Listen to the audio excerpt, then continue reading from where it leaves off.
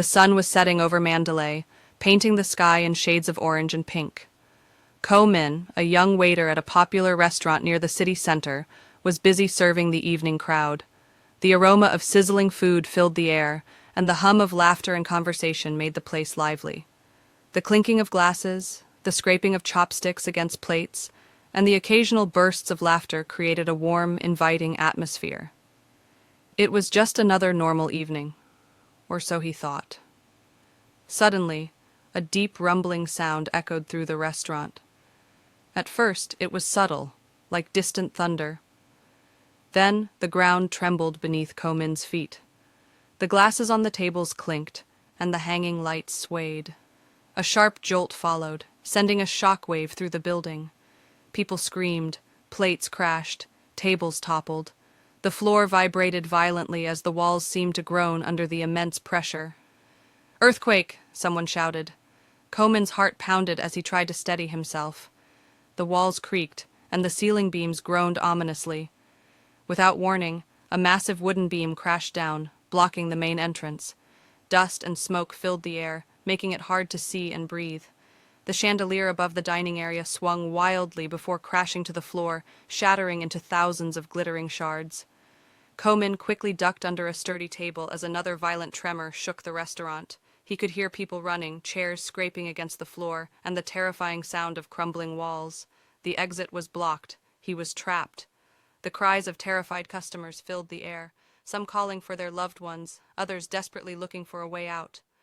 Panic surged through him, but he forced himself to stay calm. He looked around for a way out. The kitchen. He remembered there was a back door.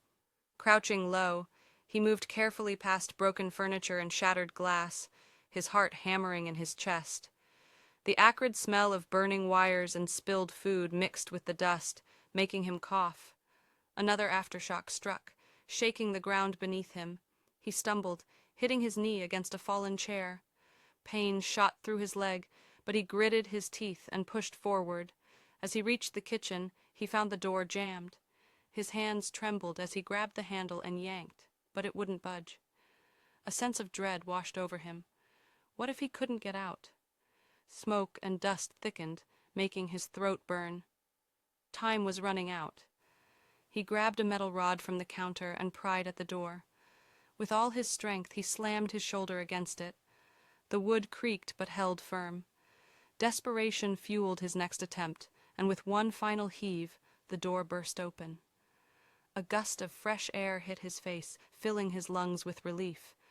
He staggered outside just as another powerful quake sent the rest of the restaurant crumbling behind him. The sound of the collapse was deafening, like thunder cracking right above him. Ko Min collapsed on the pavement, gasping for breath. He looked around. People were in the streets, crying, calling for help, hugging each other. Some had bruises, others were covered in dust, their faces filled with shock. He had made it out alive, but his legs trembled as he realized how close he had come to being buried under the rubble. That night, as he sat on the curb watching the rescue teams arrive, he realized how fragile life could be. He had survived, and he would never take another ordinary evening for granted again. The warm glow of emergency lights flickered across the broken cityscape, and Ko Min, though shaken, felt an overwhelming sense of gratitude. He had faced death and escaped. His life would never be the same again.